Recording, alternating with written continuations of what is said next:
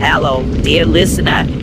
Welcome to my channel, where stories are so scary that only the bravest and most fearless can listen. If you are sure that you are brave enough, subscribe to my channel and I will question your bravery. But before you do, let me warn you, these stories are not for the faint of heart. They are not for people who scare easily. They are for people with ice in their veins and darkness in their hearts. If you are one of those people, then I welcome you. Come closer, listen closely, and prepare yourself for the horror that awaits. 17 or so years ago, I worked IT for the large local hospital in my city. We also provided IT services to 7 other smaller hospitals and towns across the whole of our county and the neighboring county. My job was to build, install, and fix computers and provide support, in person and via phone and email, to our 6,000 users. It was an incredibly stressful job, made even worse because I was the only person in the IT staff who lived in the city where the main hospital was located, so I was often on call after business hours too. When I began here, I was straight out of university and very, very young, as I had graduated high school much younger than most kids do. I was also very shy and rather anxious. While I was unquestionably geeky and awkward, I'm autistic, high-functioning autism, so my social awareness and skills are rather poor, and I find social contact of any sort intensely uncomfortable. Remember this, as it has bearing on what happened. I was still young and reasonably cute. I would never have been called beautiful, as I was plain and a little bit overweight, but I was cute. I dress in loose, baggy, masculine clothing and do not wear makeup at all, despite being female, as I have sensory problems that make fitted clothing and the oily feel and scent of cosmetics very hard to tolerate. Not exactly a runway model. I was in my very early 20s when this happened, but my shyness and immature social skills made me seem more like a young teen than an adult. I'm also asexual, someone who does not experience sexual attraction or sexual needs, so I choose not to date. The hospital where I worked was going through some repairs and upgrades, and one of these being the replacement of the antiquated HVAC system in the main building on the hospital campus. They brought in a major company to assess the hospital's needs, choose an appropriate system, and install it. This meant that one of the representatives from that company would be present at the hospital daily. He was given an office beside that, belonging to the head of the hospital maintenance, and I was directed to get him a computer and set him up on the network. When I got to this office and began installing the computer, things started getting weird. This was the first time I had even met the man, who I will call Andrew here for the sake of my own safety and privacy. This guy was at least 20 years older than I was, rather weedy looking due to being very tall and quite thin and very average in appearance. Your typical forgettable middle-aged man. But he would not take his eyes off of me. Being autistic, I am naturally very uncomfortable with eye contact, especially the prolonged sort, and this man was just openly staring at me as I worked. He introduced himself as Andrew X and began asking me innocent, work-related questions. But these soon morphed into very personal inquiries that had nothing to do with work, like asking where I lived, whether I had a boyfriend, that sort of thing. I told him that I lived in the same city as the hospital, but not exactly where, as I actually lived right across the road from the hospital, and didn't want him knowing that.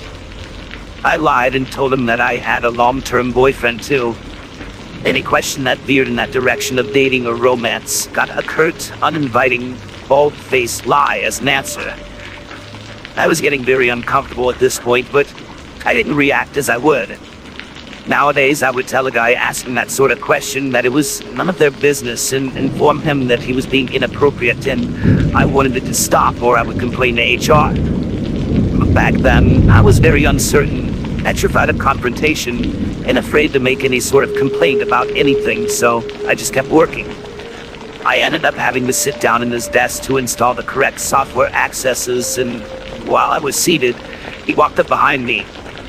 I thought, he's just watching what I'm doing to access the programs he needs. Nope. He put his hands on my shoulders and began to massage them. I froze, stiffening up. "You're stiff as a board," he said as he kept kneading my shoulders, all full of knots. Yeah, well, if I hadn't already been tense and bothered by his intrusive questions, I most certainly was after he began touching me.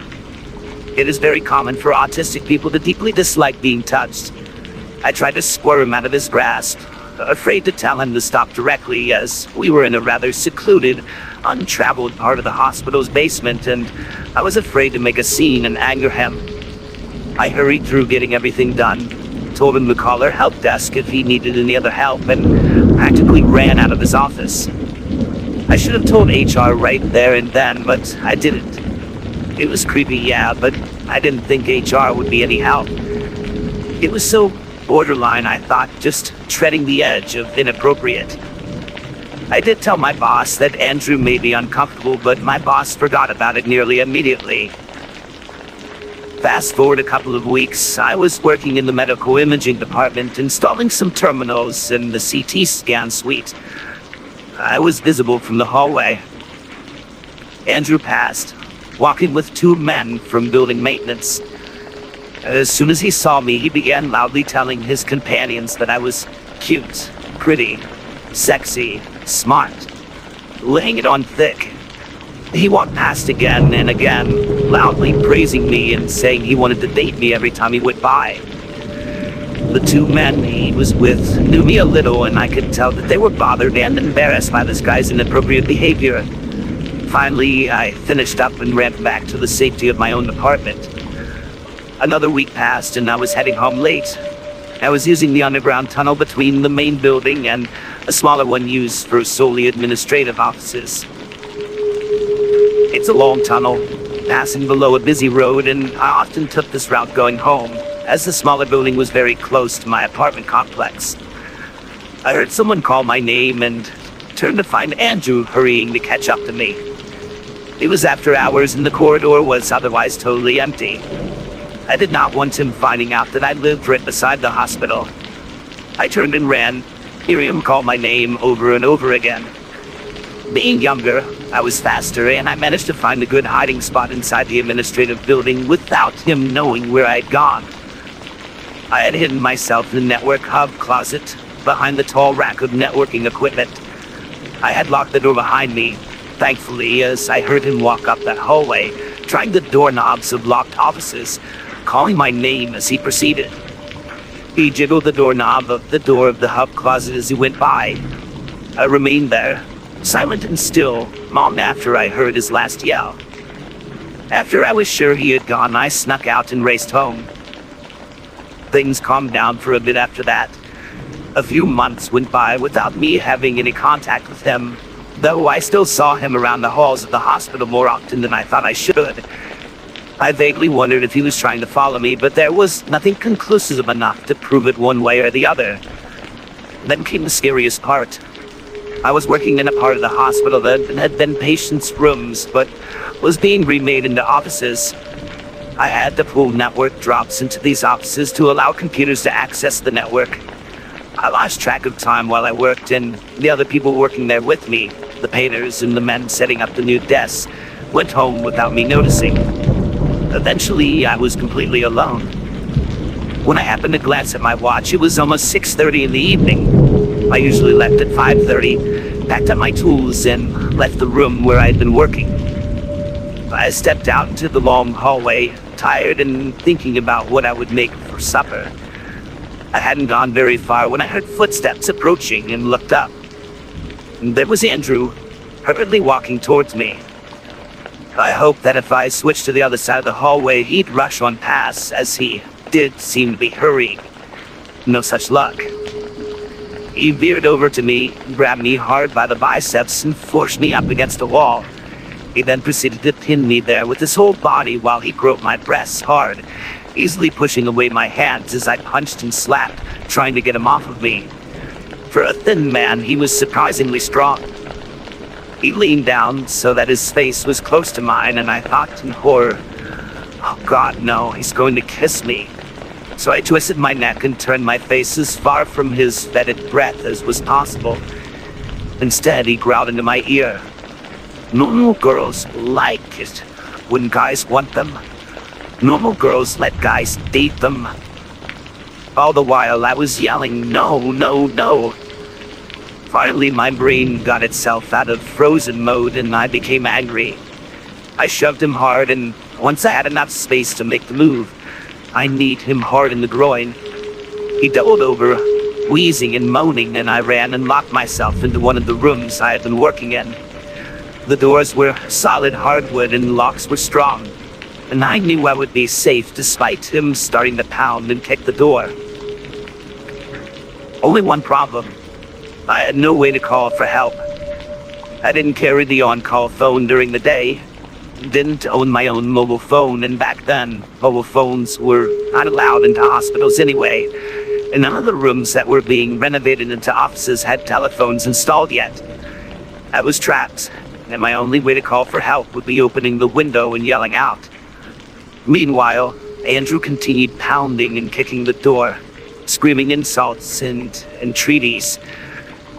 5 minutes passed, then 10. And he was still beating and battering the door, slamming hard against it with his full weight. I began to fear that I might be trapped there for all night, with him on the other side of the door, trying to break in. I don't know what finally made him give up. Maybe he heard someone approaching or something. Suddenly the yelling and banging at the door stopped completely, and I was left in breathless silence. I remained there, listening at the door, trying to detect the telltale rustle of clothing or squeak of a shoe that would tell me that he was still there waiting for me to open the door. Nothing. Just sweet, lovely, safe silence.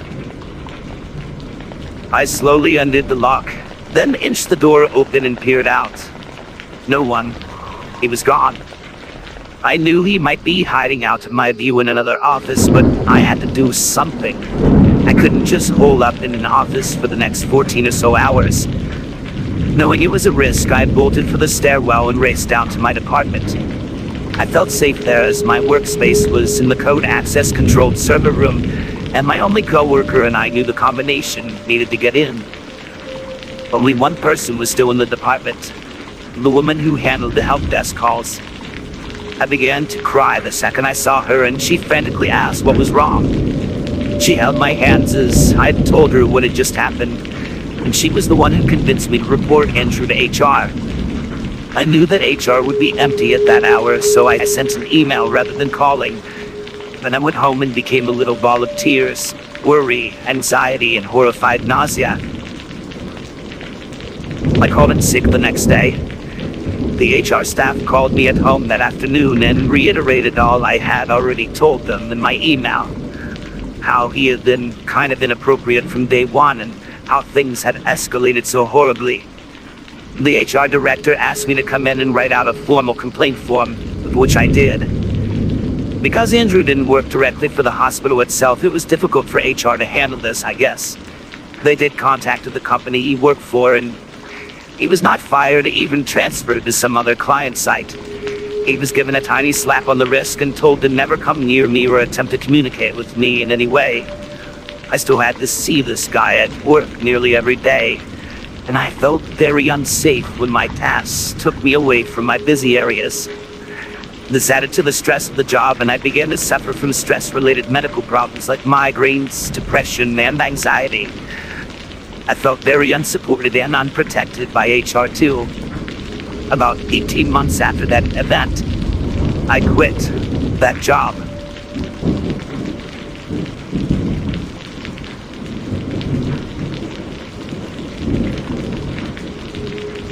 I'm 19 years old, 18 at the time.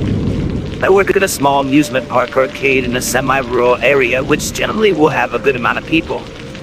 This happened during our summer season, so we were open until 9 p.m., but we generally only have at most 10 families, around 6:30 to 7. I mostly work outside as a ride attendant, so I get a lot of customer interaction from people all the time and don't usually think much of it. I had come into work at around 3 p.m. and my day was going normally. At around 3:30, I was running one of the roller coasters, which has a big box for the operator to run the ride from. These two kids show up. One looked about 8 years old and the other was about 15 or so. They seemed very sweet and very funny, so I was just enthusiastically telling them the rules and just being as kind as I possibly could so they could enjoy themselves. As soon as the ride would finish, they run from the exit right back into line to go again, which isn't unusual because I get the kids that do that all the time. Sometimes they'll even have kids who will do it over and over again for an hour or more. Soon enough, they stopped riding and waved me off as they ran to some other rides to have fun. At some point afterwards, one of my coworkers came up to switch positions with me and sent me off to the Tilt-A-Whirl, another ride we have. As I'm walking down, I see from a distance a man in a black shirt standing at our gem mining station. It's just a smallish water tower that constantly releases water so kids can sift through sand and get cool rocks and such. He was just holding his hand in the water, so I was going to ignore him as I made my way to the ride. As I'm getting closer, he looks me up and down and asks for my name. I couldn't lie about it, obviously, since I had a name tag on, so I just told him. He then proceeds to say, "Do you think I can see you later tonight?"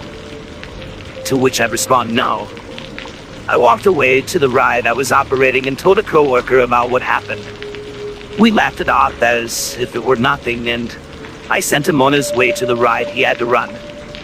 Not even 5 minutes later, the guy shows up to my ride with the two kids who I let on the roller coaster I was previously running.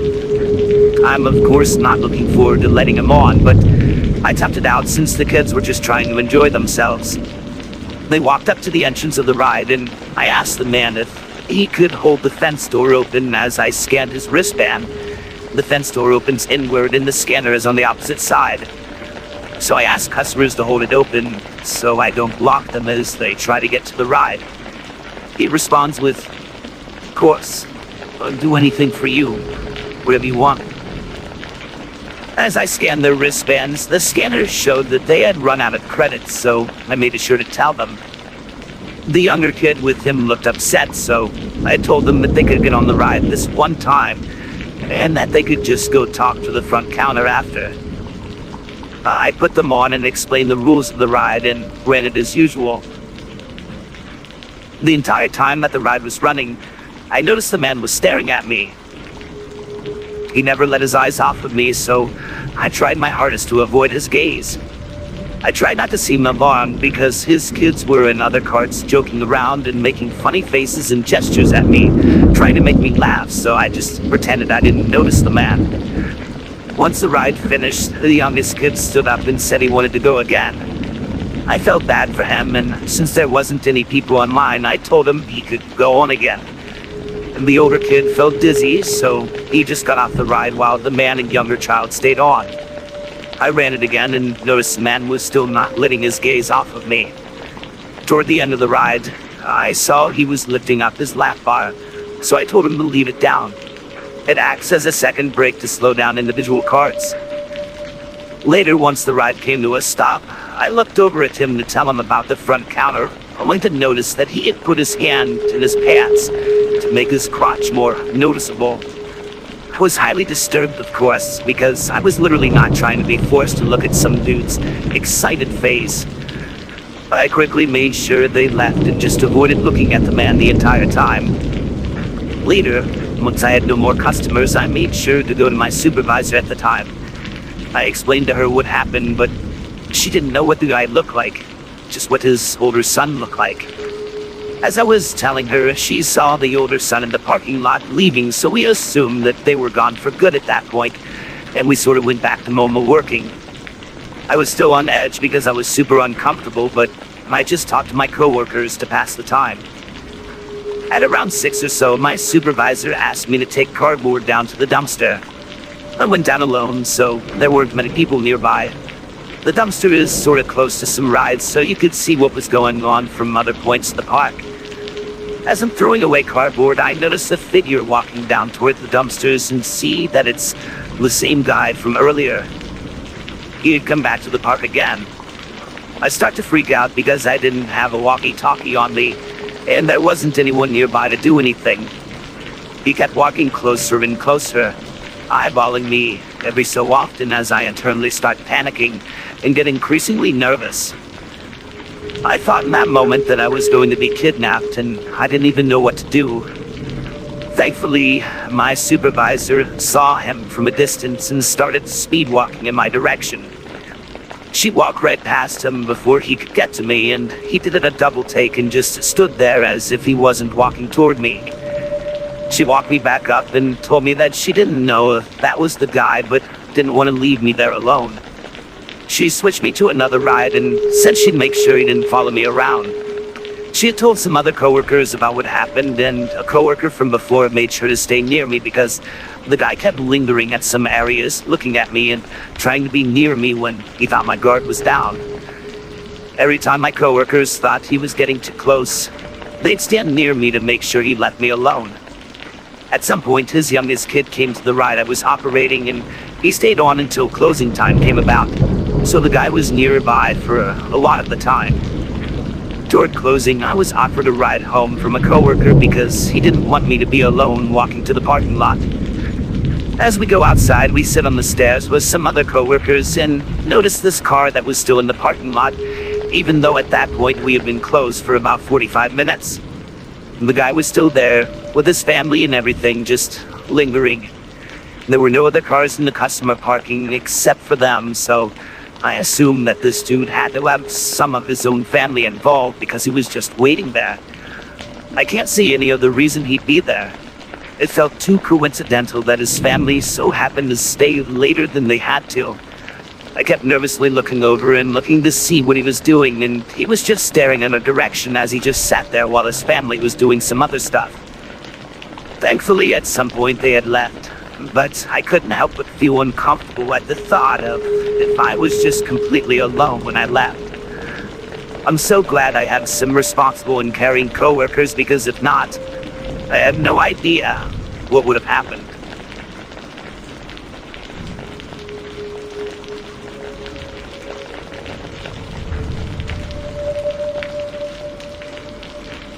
I've had my Instagram for about 5 years. I post pretty simple photos, ones of me, and I'm a photographer and an artist, so a good amount of pictures that I take as well.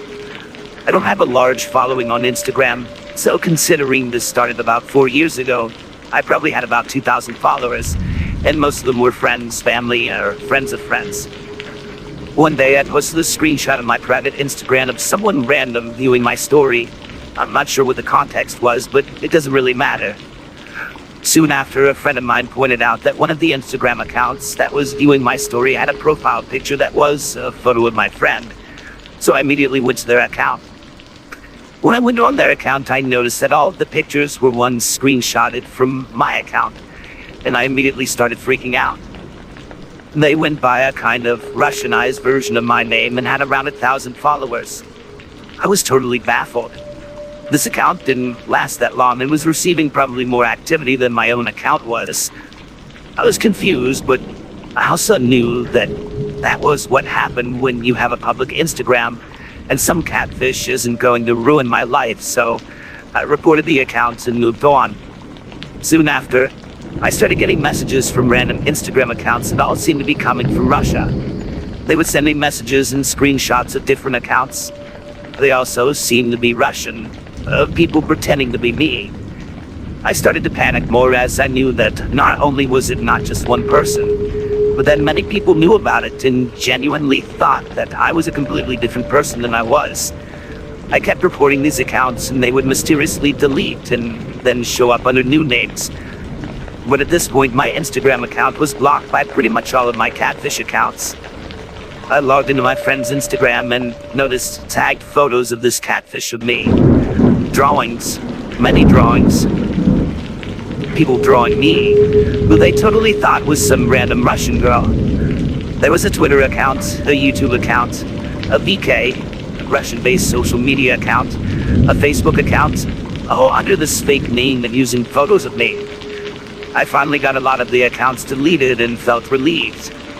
Then, probably about 6 months later, I got another message on Instagram from some other random Russian account sending me to yet another fake profile pretending to be me. The first thing that stuck out to me was the fact that they had a photo of my mom and I from when I was a baby. A photo that was only available on my mom's Facebook, which is not public. I panicked, reported the account, and told all my friends to do the same. Then I got curious and started wondering who these people were that were finding and sending these accounts. I went deep back into my Instagram DMs and found that those accounts were now also catfishes of me. I don't know what part of me thought that it would be a good idea to message them, but I did. I ended up having a very odd conversation with them where they told me that they used photos of me because I look like them, and they were self-conscious. They even said that they show their family photos of me and pretend it's them. One day, I tried to log into my Instagram, and it said that someone in Russia had made numerous attempts to change my password. It was insane. Basically, I'll save the time and effort and say that this went on for another 3 years, happening randomly about every 6 months. Finally, there was one account made using my own name. I was so furious and had completely given up. A few of my friends messaged them and told them to delete their account. They DM'd me and apologized in broken English, and then decided that they were going to turn the account into a fan page. Again, weird. I even got to a point where I was considering calling up the producers of Catfish or something, literally anything. The fan page was running for probably 3 months, but it seems to me that they have deleted it. I still got weird messages from Russian accounts that seem too similar to the others, but I don't feel as freaked out by it. This whole situation sucks because I was never directly threatened or put in a situation in which I felt like my life was in serious danger, so I couldn't go to the police. But there were definitely times when I felt like I was being watched too closely for someone who is not famous or anything near it. Not really sure how to end this because it probably never will end, but I have a Russian catfish stalker.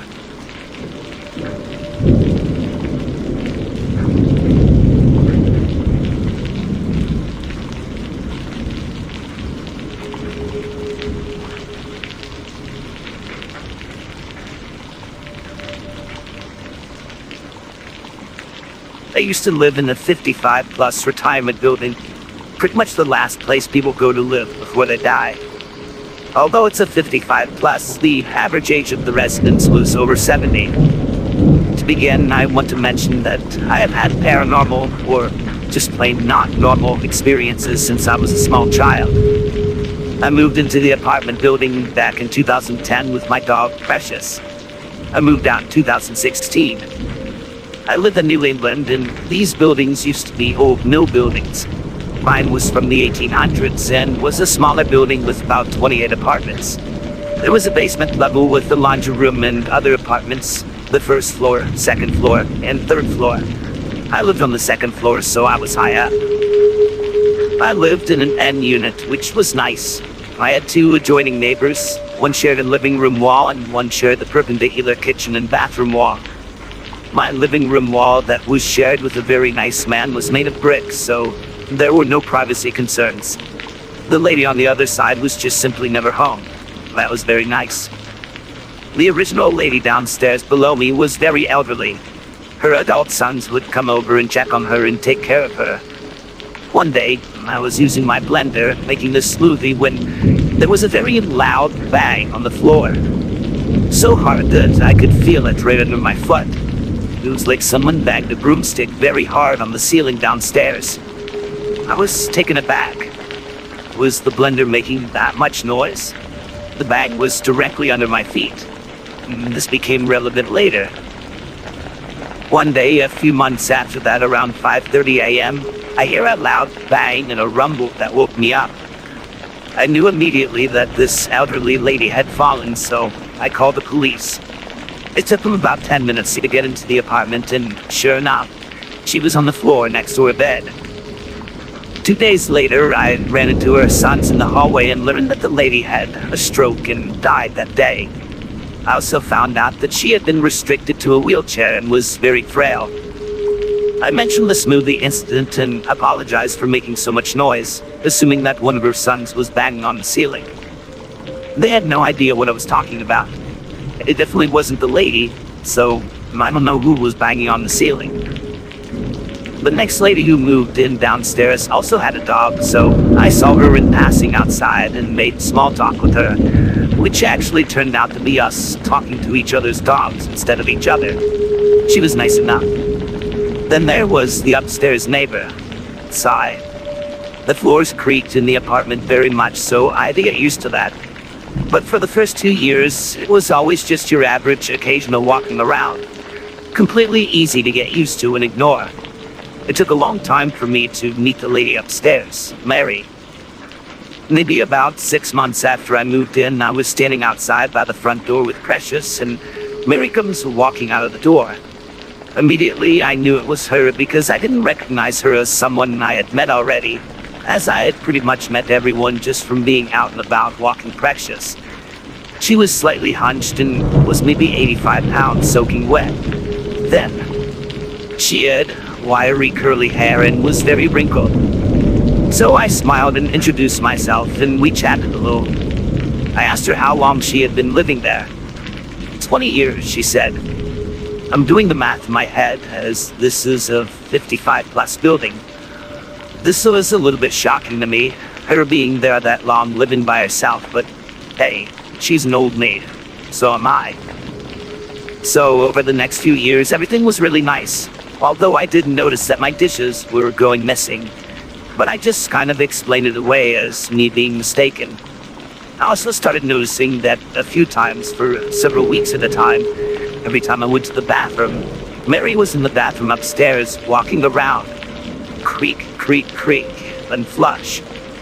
I totally thought this coincidence was hilarious. It would last for a few weeks, then stop for months. The end of 2013 was a very dark time, however. In November, during Thanksgiving, Precious got really sick and started coughing and couldn't breathe, and by the next week, December 4th, she passed away from heart and lung cancer that I had no clue she had. She was 8 years old. She was a Bichon Frise and should have lived until at least 12 to 14. I was devastated. I spiraled down into the deepest depression one could ever get into. I just wanted to die and go with her. My mind was gone. I didn't cry. I wailed for hours. I pulled out my son's old teddy bears and hugged, slept with, and cried on them. My heart ached. My stomach hurt. The vibes in my apartment changed. My son would tell me that it just felt different in there. Weird. Uncomfortable. The energy I was giving off permeated the entire place. Despair, darkness, pain. During my crying fits while on my bed, I could hear the familiar creak upstairs right above me. Then it would go quiet. Then creak. Then nothing. I felt so uneasy, wondering if this woman was listening to me cry. A separation between upstairs and downstairs was just a subfloor upstairs and a drop ceiling downstairs. No insulation, no cement, nothing. I could hear everything between floors. Around December 21st, I found my new little girl. Her name is Buffy. She was 8 weeks old and very tiny. It was still very hard for me to get through the day, and I still cried very much, but the needs of Buffy helped to keep me moving. In 2014, when Buffy was around 3 months old or so, I would leave her in the kitchen with gates up whenever I left the apartment. She would have access to the bathroom where her pee pad was. My bedroom was near the kitchen, so I made it a point to close the bedroom door every single time I left the apartment. This was as important to me as making sure the stove was off or the iron was off. I never forgot to close that door. She was still at the age where she got into things, and my room just wasn't puppy-proof enough. At times, I would come home, and the bedroom door would be wide open. I'm talking all the way open to where the door was against the wall. Even if I accidentally left the door open, I never opened the door wide. And this gave me chills. At first, I convinced myself that I must have left it open, but I knew deep down that I didn't. But that was the only thing that made sense, because no way someone would break in. There's no sign of a break-in, and it's not like I live in a high-crime building. I mean, come on, just a bunch of quiet old people. Once I was taking a shower, and of course I closed the bedroom door because I couldn't see Buffy. When I got out of the shower about 10 minutes later, The bedroom door was wide open again, all the way to the wall. I got a sinking feeling in my stomach. Things just kept escalating. I would be woken up in the middle of the night by various things. One night I was woken up by a man loudly saying, "Ahem." The sound was right outside my room, around the corner in the living room. I'm frozen, thinking, an intruder's in here. I'm wide awake, feeling around for my huge hunting knife that I keep next to my bed. Then I hear again, "Ahem." I lay there waiting for him to come in my room. I don't know how long I wait there, but after a while, I got enough guts to go check it out, knife in hand.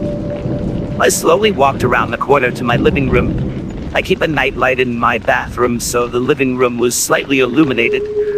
I did a quick scan of the living room and saw nothing. Then I went closer to the sofa and looked behind it, and there was nothing. Then I looked in the doorway. Nothing.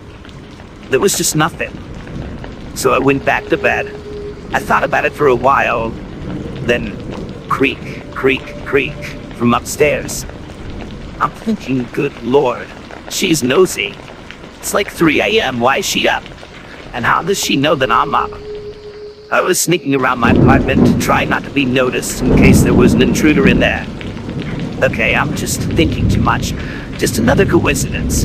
She probably just went to the bathroom. Old lady bladder. In 2015, things really hit the fan. It was the worst year there ever. Me coming home to the door being open continued. The missing dishes continued. I had more incidences where I woke up at night. Once there was a growl that woke me up. It wasn't Buffy. She was still sleeping next to me. Then another time there was a loud banging on the front door. I looked through the peephole. Nothing. Then the banging on the floor started again. One night I was in the kitchen washing dishes and there was a familiar bang right under my foot. It happened again the next night, right under my foot, but this time I was cooking at the stove. How do they know where I'm standing? This is the lady downstairs, of course. I didn't understand what I did. I was just standing there cooking. I wasn't making a lot of noise. I was so angry that I reported her to the office the next day. The office administrator informed me that the lady downstairs wasn't home for the past few days because she had a mild stroke and was in the hospital. Okay, so this lady had a stroke too? I would hate to live in that apartment, but I digress. I just didn't know what to make of that. I'm gonna make a note here. Remember I said that between the floors there is just subfloor and drop ceiling. Well, how would someone bang on the ceiling if they have a drop ceiling? Well, okay. I guess they could go through the trouble of moving the ceiling tile, bang on the subfloor, and put the ceiling tile back. I just can't see an old lady doing this. If she were home. And remember, the previous lady was restricted to a wheelchair. Then the knocking on the wall started. At first, it was a faint knock on my bedroom wall, which is on the other side of the living room. Obviously, there was no one on the other side of the wall because the other side was my living room. I couldn't figure out where it was coming from. It was just a faint knock every 5 minutes or so. Over the course of the next few weeks, the knocks traveled all over the living room walls and got much louder and more frequent, lasting all day long, coupled with the creak, creak, creak, the walking from what I thought was the lady upstairs. Those footsteps would follow me all over my apartment. I kid you not. I was woken up by what sounded like a jar of pennies or marbles thrown on the linoleum floor upstairs. It startled both Buffy and me wide awake in the middle of the night. One night, it sounded like someone dropped a big heavy object that I can only describe to be like a big lead safe on the floor right above my bedroom. I was awake for that one. Remember, this woman is 85 pounds soaking wet. I've had scratching noises in the wall of my bedroom like an animal was in the wall. One evening, I went into the bathroom and the familiar creaking followed me in there. And then everything went to chaos. Again, it was everything. Jar of pennies on the floor.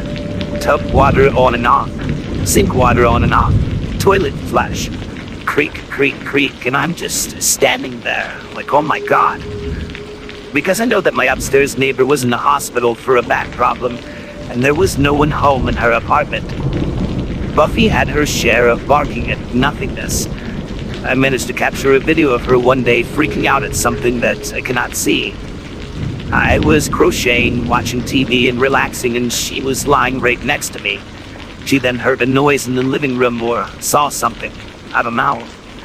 But she started barking as if she was waiting for it to come back and show itself, and boy did it.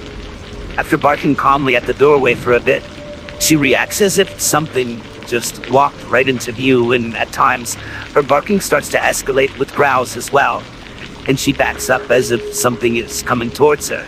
She even ducks a few times as if though she was trying to avoid being touched.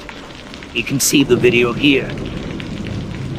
There's been 3 people who have died in that building just in the last 5.5 years that I have lived there.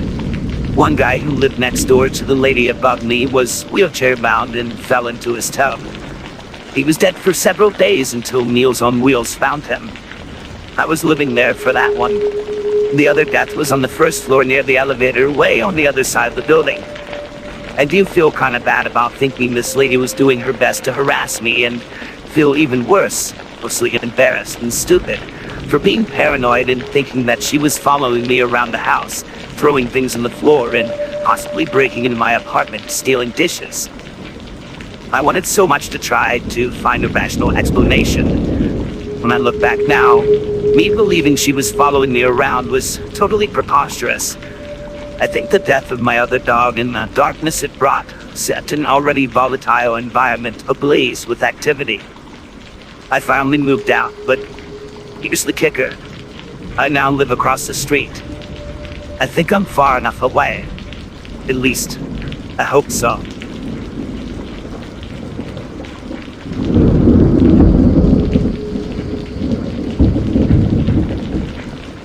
Back when I was leaving elementary school and entering junior high, some friends, I was 10 to 11 years old, and I decided to make a Ouija board and try to summon some spirits. We did it at school and everything went smoothly. Honestly, it was rather fun than scary, and we only made a few questions until we got bored and went home. Back at home, I wanted to do it myself. I spent almost 10 years in the Catholic school, so this was a taboo topic for me. And I started to talk to a spirit of an alleged kid that had passed away, very young. I have to admit that the experiences were quite exciting, and at this point, some mild paranormal events began to happen. First, I'd listened to a child's voice calling out my name. I also sensed him touching me while I was sleeping, and saw a few shadows that I thought belonged to this kid. I honestly wasn't afraid of this, so I just enjoyed the experience. Until I messed things up. One day I was trying to summon the spirit of someone that had passed away at my house. It was a rental or nearby, and somehow I reached the spirit of a woman that warned me to leave her alone. Being a stupid 11-year-old, I didn't listen, so I kept insisting until she, apparently upset, closed the session and told me I was going to suffer the consequences. And then it all began. First there were shadows, but not the ones I saw before. These were bigger, scarier, and appeared more often than before. Also, the whole energy felt heavier than before. Then more noises began to appear. I could hear someone scratching my pillow every night, and one time my bed even shook, slightly, but it did shake. The paranormal phenomenon increased slowly. Soon after that, I actually began to see the woman. The time I remember the best is when I was passing in front of my sister's room and saw a woman undressing in front of the mirror. My first thought, stupidly because my sister was 6 years old, was that it was her. So I jumped into her room to jokingly scare her. Well, the scared one was me because that room was completely empty. I experienced a lot of things in this time. The ones I remember the most are when I saw a woman walking in my mom's room when she was so tall she reached the ceiling. I never saw her face, but only the back of her head, and she had really long black hair. Also, one time I woke up and I saw a huge shadow right above me, which slowly disappeared. Another time I woke up because I was hearing a child screaming in a very horrible way, and I realized I had sleeping paralysis. I might write about this later in another post because I've had several experiences. I tried to fight it back, and I began to hear a woman's laugh. This lasted a few minutes until I could move again. And the last one that really affected me was when I was home alone at night and I saw how my room's door started to move, as if though someone was trying to enter. Also, the knob was moving back and forth.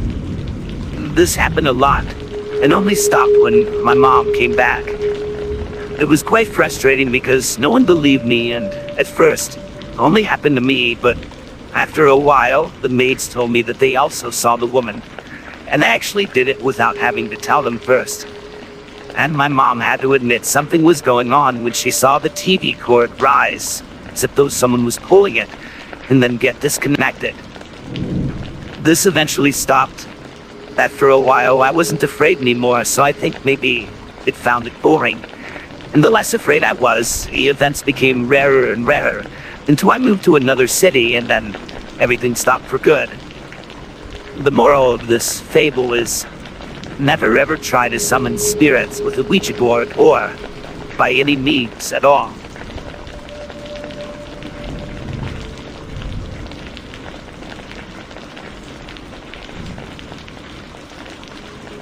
The main incident that occurred was also witnessed by my boyfriend. It happened in our child's room.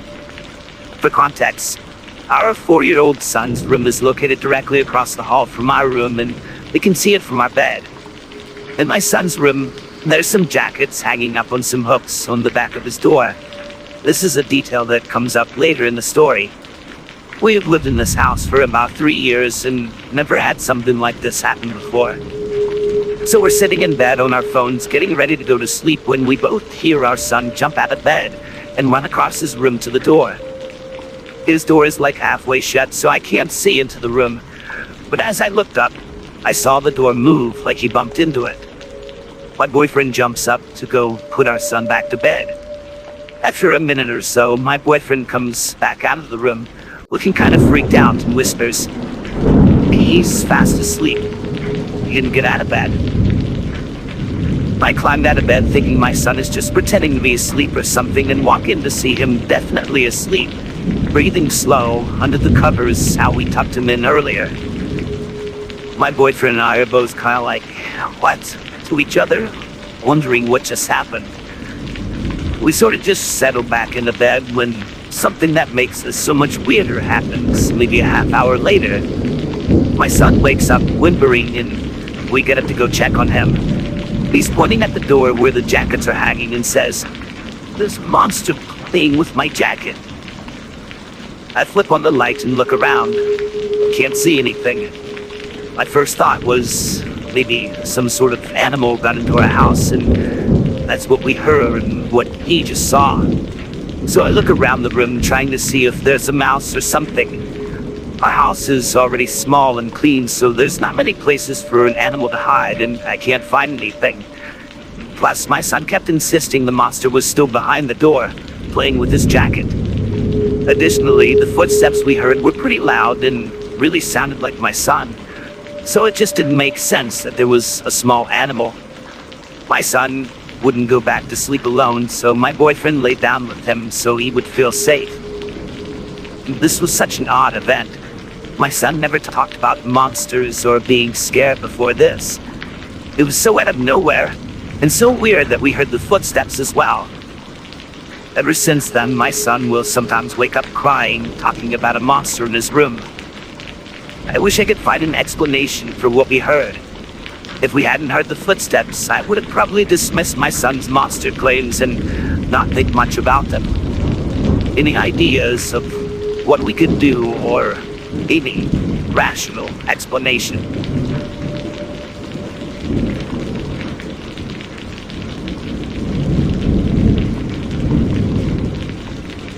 To get this story started, I'll have to jump back in time.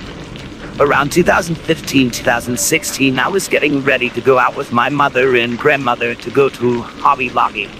And for those of you who don't know what Hobby Lobby is, it's a store that is full of art, craft items, candles, etc. It's like a Walmart for crafts and art. After I was done getting ready, I sat in my room playing with my parakeet because I had some time to spare. A bit of time had passed, and my mother, whom I told to get me when she was ready to go, hadn't come to get me. I walked out into the living room, and she was flabbergasted by my appearance. Not because of the way I was dressed, but because I had come out of my room. My mother claimed to have come into my room and said the lights were on. She had checked all around for me and assumed I went to my grandma's. She lives right behind my mom's house. I told her I was in my room the entire time, and we felt strange after that. Now, before this entire incident, my mother was very liberal, as well as a few of my other family members. A bit of time passed, and when I woke up one day, everything changed. My grandma, who was strictly against tattoos and dyed hair, began doing so. She got a tattoo and dyed her hair pink. I was highly confused and brushed it off as a change of heart. This was until my mother became this kind of hardcore conservative overnight. It was all weird. My other grandmother, who didn't like tattoos either, got one. Everything that I grew up with just suddenly changed. Little by little, I've been noticing more differences in my family from what I had grown up with. I kept trying to make excuses for it, but nothing was fitting right. I'm still stuck here in this universe that doesn't feel like my own. I've always been spiritual in the sense that spirits are attracted to me, and I connect with my third eye often. I don't know what to do, and I've read theories that once you hop, you can't go back to where you're from. And this isn't like a political issue. I'm not even mad that my mother is conservative or whatever. It's just totally different from the mom I grew up with. Things have gotten weird. Some of my lifelong wishes have come true, but nothing feels right. Ever since I've realized all of this, my brain has gotten strange. I suffer from bouts of disassociation, which at first I thought could have been seizures, except my soul feels like it's floating above my body. Nothing feels like it belongs to me anymore. My body feels foreign. Often it feels as though my soul is trying to connect with a body that never belonged to it. I know I sound crazy, but I'm saying this with 100% honesty from my side. I was going to try to make a video, but I don't want to upset my family or scare them by making them think that I don't care about them. I try to make this new life work for me, but nothing is helping. Does anyone know what I can do to adjust? I have memories that nobody in my family remembers, and I tried going to the doctors who say I should get a brain scan and test, but I can't afford that right now. They say I'm coherent enough to pass the test, but don't know why I'm having these episodes of disassociation and minor brain seizures. I really highly believe that this isn't my world. Those close to me can vouch for me, and I can get screenshots of old texts I've sent stating what I'm stating here. If anyone has any sort of idea of what this is, please, I'm willing to hear it all. All I know is that doctors are puzzled. I'm puzzled. And nobody besides my boyfriend and closest friends know about this. If you've read this, thank you. This is a small venting session about my situation, and I hope someone might have some answers.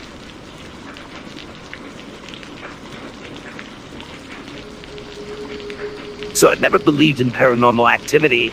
My brother had never believed either. And then he moved into my dad's for a few years after college. One night, him and I were at a bar drinking, and he looked at me and said, "I know you're gonna think I'm crazy, but I'm pretty sure Dad's house is haunted."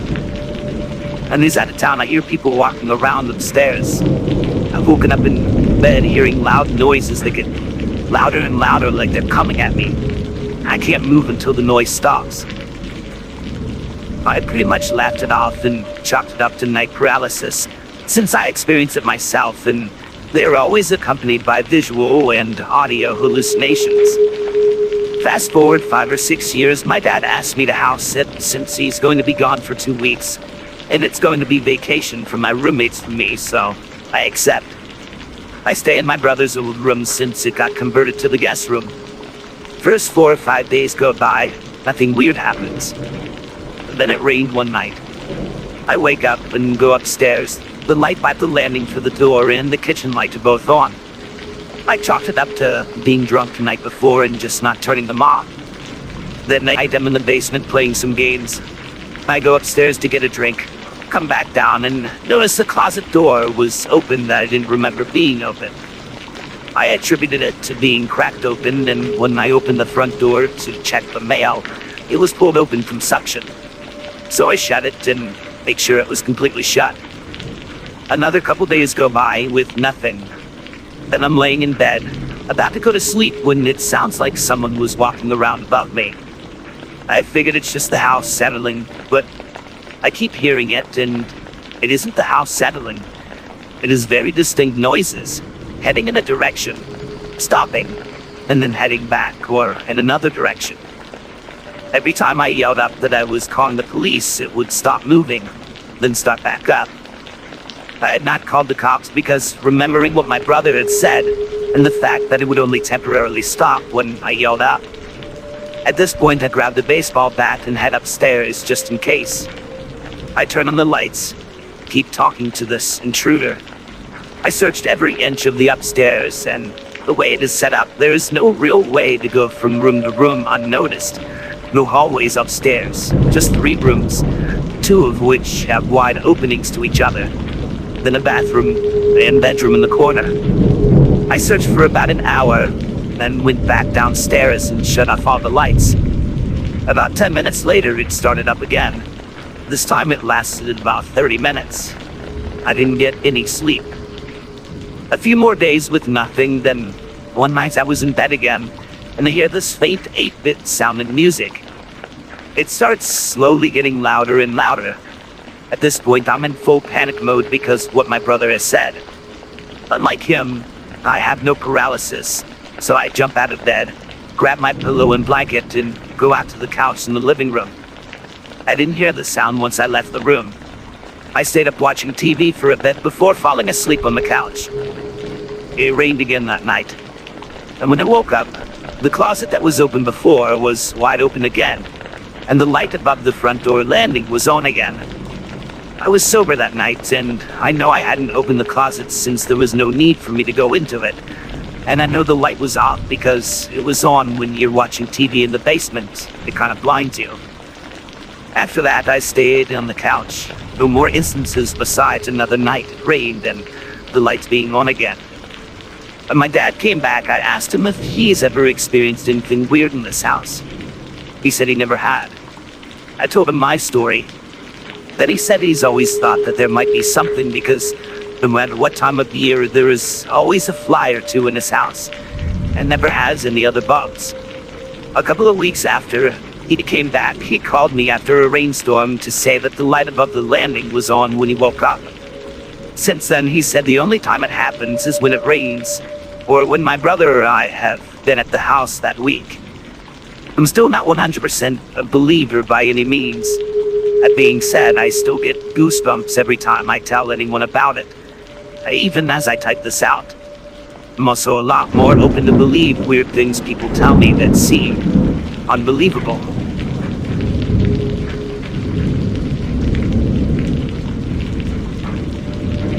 Just for the record, my family has no record of mental disorders such as schizophrenia or anything on record. In the summer of 2017, I was 15 at the time. I had a very vivid dream of a place that I had never seen in my life. It was weirder than a normal dream. It's hard to explain, but the whole thing felt off. Sometimes dreams feel more like a reality, but this was different. About a week after the dream, I went on a missions trip to Texas. Throughout the week, I would get a sense of deja vu at different places I went. It was the strongest sense of deja vu I had ever gotten before. It's kind of hard to explain, but it was like deja vu that you could feel down to your core, if that makes any sense. It would come and go throughout the week, but it didn't get crazy until we left Texas. When we got to the Panhandle of Florida, we stayed in the gymnasium of a Baptist college for the night. We got there at about 11 or 12 at night. All of us were tired. The deja vu didn't kick in right away, but I was in awe that I had seen this place before too. I kept it to myself because it was weird and I didn't want to get questioned about it. As I was taking a shower in the locker rooms of the gym, I had realized that I had showered there before with the same Sharpie tattoos on my arms. A girl drew sharpie tattoos on my arms the prior night, and I hadn't showered since then. After that, I brushed my teeth and went to go to sleep on the gym floor in my sleeping bag. The gym is 2 stories tall and had a balcony overlooking it. Upstairs, a light was on that couldn't be shut off for some reason. I had the urge to go upstairs.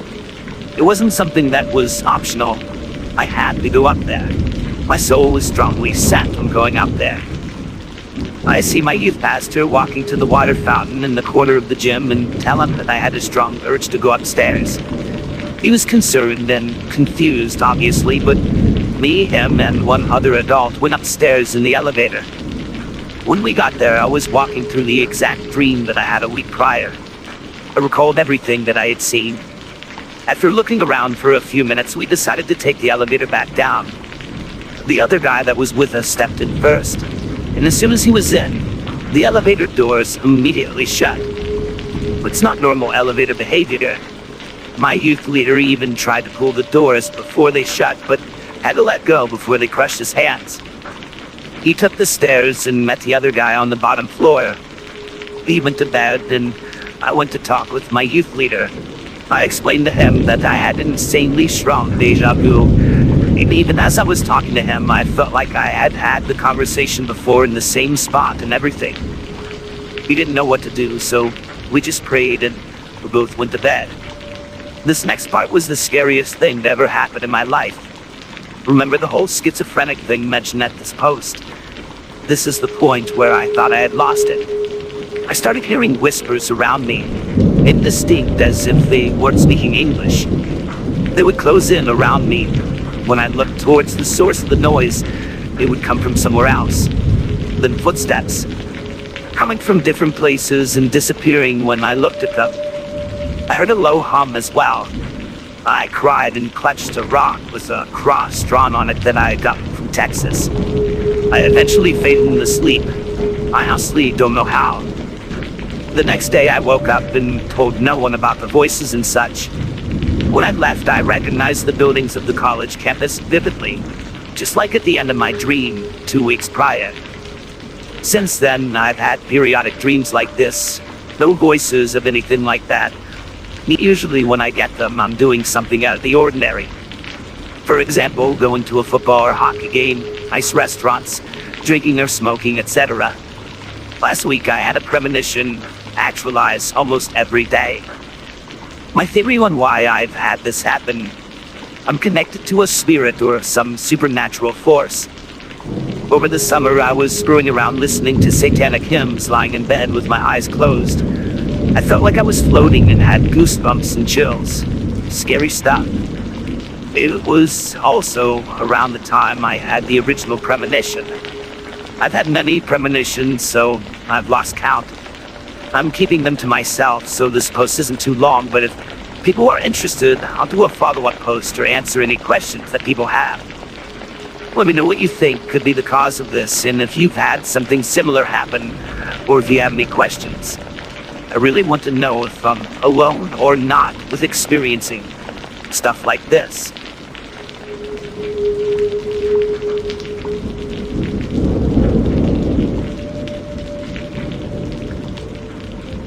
So I recently moved to Charlotte after the passing of my father in August in Charleston. I had also ended a relationship and just wanted to be on my own and living in a city. I moved to a nice apartment with a fireplace. The apartment felt good when I toured in and moved in. After the first few weeks, I began to have strange feelings. Leaving the shower, getting changed in, and waiting for water or pee in the middle of the night gave me the feeling that I had guests in the main room. I remember waking up one night and believing someone was sleeping on my couch. Before I went out there, I made sure to put on a shirt and pants because I didn't want to freak out my guests by being in the bath. As time went on, I found myself more and more self-conscious about what doors I left open. Like someone was there and I didn't want to give them a show. This continued and almost has become worse. I'll occasionally shower and I can hear the sounds of someone getting ready in the bathroom. It also feels like a female getting ready or in the other room. After that, the dreams came, almost weekly. I've had dreams discussing with this entity that they needed to go. Now I sleep through anything, so what I found weird was, after these dreams, I would spring awake and feel like someone was in the room with me, or the entry to the room. It often reminded me of having to talk with a roommate who is hanging out in your doorway. After a few minutes, the feeling would subside like they left and I'd go back to bed. These dreams continued, oftentimes leading to shouting matches where I was demanding it left. About 3 weeks ago, things picked up a bit. Between the dreams and now, I've had a few more situations where I felt like someone was with me in the apartment and ended up buying a bathrobe. One night 3 weeks ago, she and I had a discussion in the dream.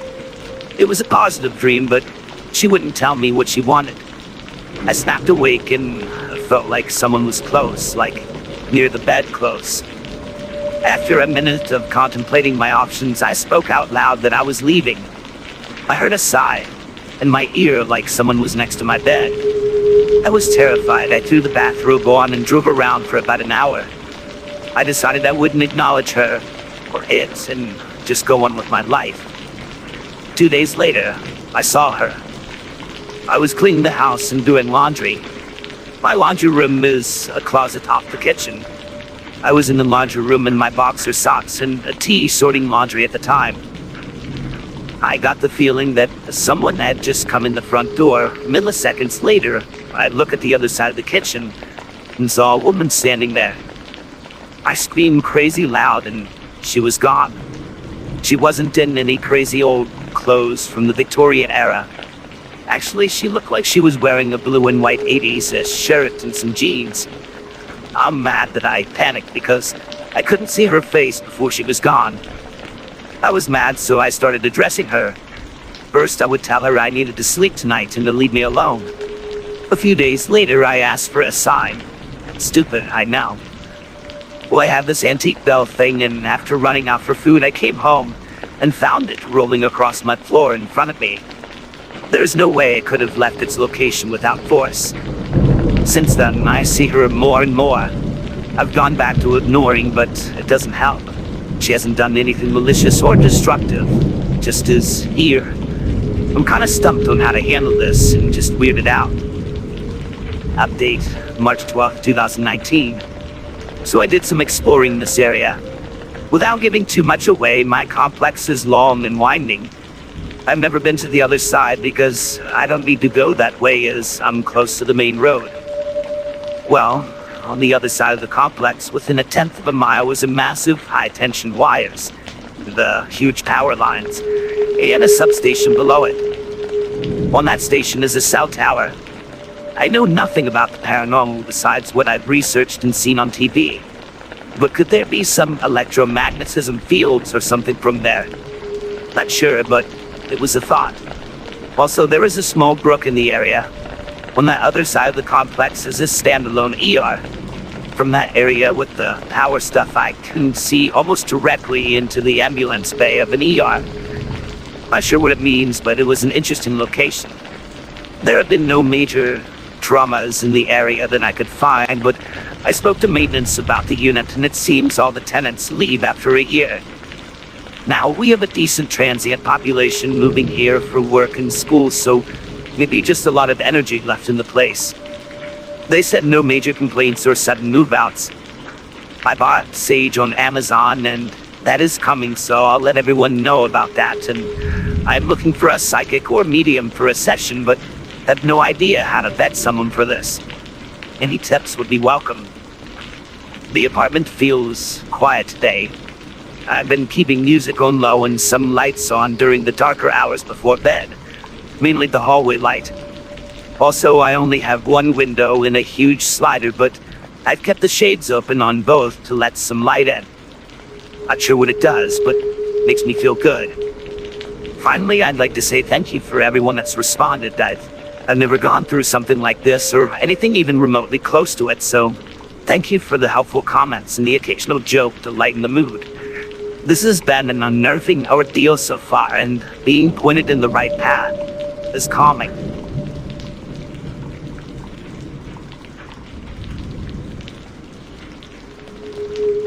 I lived with my Nana for the majority of my childhood. Her house is about 150 years old, give or take. The upstairs consisted of a big room, used as my bedroom. Connected was another bedroom, my parents' room, a bathroom, connected to my room, and an attic door. Like, actually a door. The attic was a room connected to mine. In the attic, there were 2 secret rooms which I'd never been in. It was just known that they are there. So there's been plenty of paranormal things that have happened at my Nana's house. I'm almost 16 now, and when I was 4, I was playing hide and seek with my uncle. He was about 11. My uncle's friend and 3 of my friends, my uncle's friend's sisters. In my room, I had a cot for a bed, so it was able to be folded in half. I chose to hide in it. My uncle came, looked around upstairs, but didn't find me. After a few minutes or so, I heard him yell, "Forfeit," so I came out. I was about to head downstairs when I heard something behind me.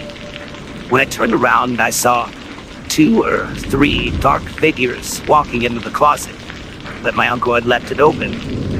A feeling of dread washed over me, and I screamed at the bottom of my lungs and went to run downstairs, but I fell, injuring my arm. My Nana and parents came running into the foyer to find me laying at the bottom of the stairs, sobbing. Upon investigation, the closet door was closed. Me and my parents ended up switching rooms, and I'm still deathly afraid of the upstairs at my Nana's. Another instance, this is my uncle's story, was when he was around 9. Him and his mom, my Nana, were sitting on the couch watching TV when he saw a pure black entity going into him in his mom's room. After that, he flipped out and wouldn't go back in there for months. My aunt was about 18 now, and coming home with her boyfriend, through the window she saw her mom watching TV. My Nana looked at them, and my aunt explains that the look on her face was pure evil. My aunt turned to go inside, and the TV was off and her mom was in bed. It had only been a few seconds and not nearly enough time for an older woman to get to her bed so fast and in pajamas and asleep. The last instance is my own story. It happened 2 summers ago when I was 13. It was about a week after my birthday, and I was gonna spend the week with my Nana. I was living with my aunt and her family at this point. My uncle was still living with his mom to help take care of her. I hadn't gone into my Nana's room yet because I sleep with her when I come over. I had been there a few hours and was going to go to the restroom. Inside my Nana's room was the downstairs bathroom connected. The room was dark, and as I started feeling an overwhelming sense of fear, I can't exactly remember this moment because I blacked out or something, but I got the rest of the story from my uncle and Nana. I stopped at the doorway and stared for a few moments, then released a blood-boiling scream. My Nana lunged over, turned on the bedroom light, and I was shaking and crying. My uncle started saying, "What's wrong? What happened?" My Nana begged me to tell her what I saw, and all I mumbled was, "The dark man." This is what we referred to the reoccurring dark figure. We sat at the table for hours after that and noticed that the little pull thing that comes down from the fan was spinning wildly, though the fan was off. I had so many stories from this house, and one of the neighbors who has lived next to her whole life has told us so many stories, ranging from a young woman who hung herself there, to people being stabbed, to even a meth head family who would jump out the windows and beat people in there.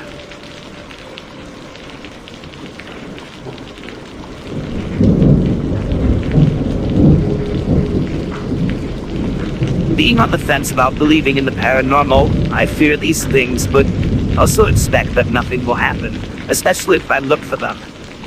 Dabbling with Ouija boards, walking among headstones late at night, and ghost hunting has probably made things worse for me, but it's always felt like stuff has been everywhere that I have been. I have experienced a significant amount of things that have been unexplainable throughout my life, but living in the apartment I live in now has procured a plethora of interesting instances. Only one really stuck with me though, because at least for me, it was the most unexplainable thing I've witnessed and really left me confused and wondering. This instance happened a while back in the current apartment that I live in. This is a description of the apartment because this will make things easier to explain. The front room connects to the kitchen, and in between the kitchen and front room on a wall is a doorway without a door. This leads to a small hallway going parallel to the kitchen and living room. You can't see anything in the hallway aside from what is on the other side of this doorway because the rest is behind walls. At this hallway, to the right is my father's room. Next to that is a bathroom. And on the other end of the hallway is my room. There are also a few closets in the hallway, 3 to be exact. I have been in the front room sitting on the couch late at night watching something on the television. This TV is right next to this hallway entrance, and the couch I was sitting on faces directly towards it. This hallway, sometimes when it isn't well lit, is pretty creepy and at times gives me unsettling feelings. Strangely, everyone who has stepped foot in this apartment has felt things and even seen black figures peeking from around the corner, only to disappear back behind the wall a second later. The stove has even been turned on without the flame, gas, with no explanation, and one instance, a closet in the hallway had opened loudly and the sound of something large and heavy falling was heard. But nothing had fallen, and the door had opened by itself. So as I was watching TV, I saw someone go into my room. At the time, I decided to keep watching TV as it had looked like it was possibly my father going to my room to maybe see where one of our cats were. This person had the same height and everything, but because I had been watching TV, I also wasn't looking directly at them. So in all honesty, I didn't get a good look at who it was, but my father was the only other person here. About 10 or so minutes passed, and I began staring at the hallway, beginning to wonder why my dad had been in my room for so long. What was he doing? I didn't feel comfortable with him possibly poking around in my room, so I decided to get up and go into my room to look. I walked to my room, and the first thing I noticed is that no one is in my room. I stood there for a second, a little uneasy, and decided to check my dad's room, thinking that perhaps he had walked back without me noticing and was probably up on his computer watching movies or something. But as soon as I reach his room and look in, a sense of dread washes over me because I see him laying fast asleep in his bed. He'd even been asleep for a while, and that's why he hadn't been making any noise. For the rest of the night, I now and then glancing over to the hallway from the couch, expecting to see something there. I admit it caught me off guard and scared me. I had even been afraid to go back into my room to sleep in fear of something being there that I could not see. At times, when I or a friend had seen things in the hallway, especially outside of peripherals, my first thought was that it could have been the TV's light reflecting off of our eyes, strangely, or a glare. But this time I don't think it was.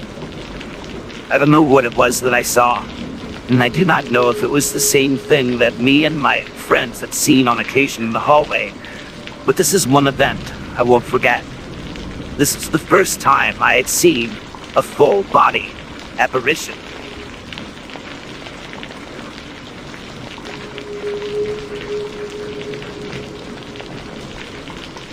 So I've had 3 separate experiences with the Ouija board that I cannot explain.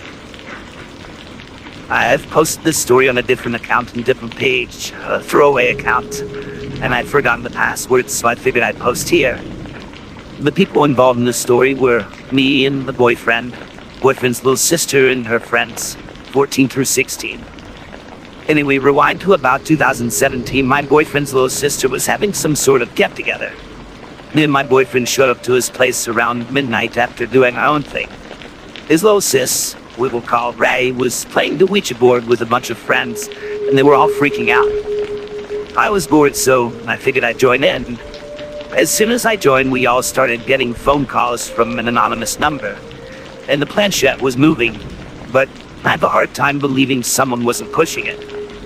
I found the phone calls weird because I didn't know any of these kids, so there was no one that could share a phone number with all of these kids and me. I thought about the mom and my boyfriend, so I grabbed their phones and put them in front of me and kept playing. Their phones got calls too. Sometimes it would be one person, and other times as many as 3 of us would get calls at the same time.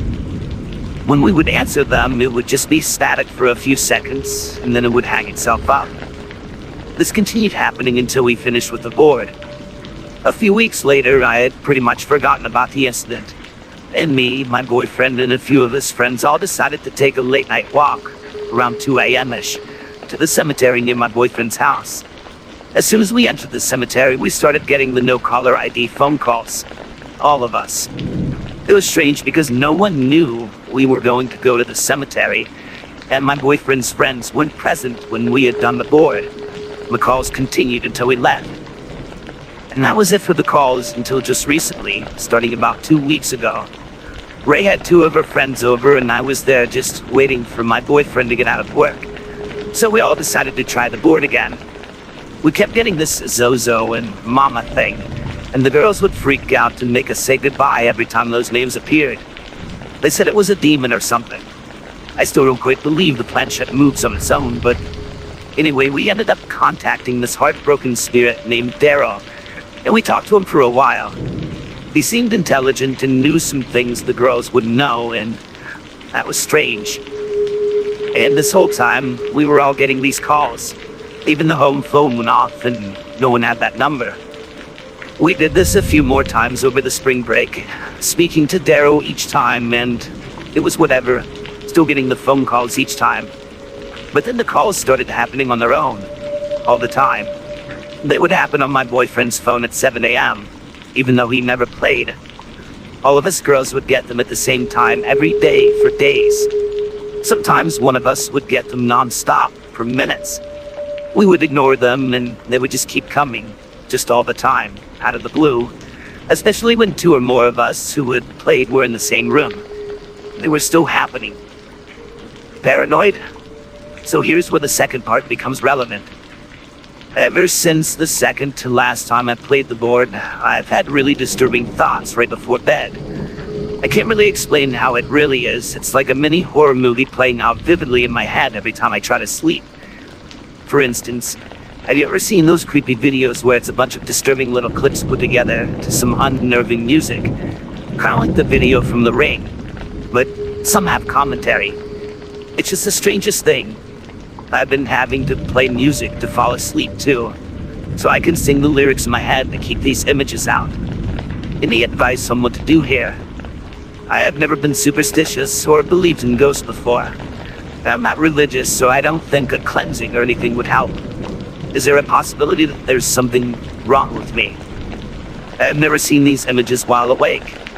And the calls I just cannot explain. They're just so strange. I don't even have Ray's numbers, so I have no idea how someone could have all of these 14 to 16-year-olds' numbers that I've never heard of, and mine, my boyfriend's, and their mothers, and the home phone.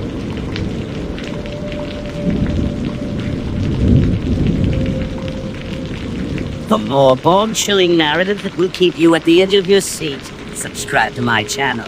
By doing so, you'll gain access to a growing collection of real-life horror stories that will both captivate and energize your senses. Join the community of fellow enthusiasts, and together, let's explore the eerie unknown. Subscribe now, and prepare for more terror-themed true tales that will leave you craving more.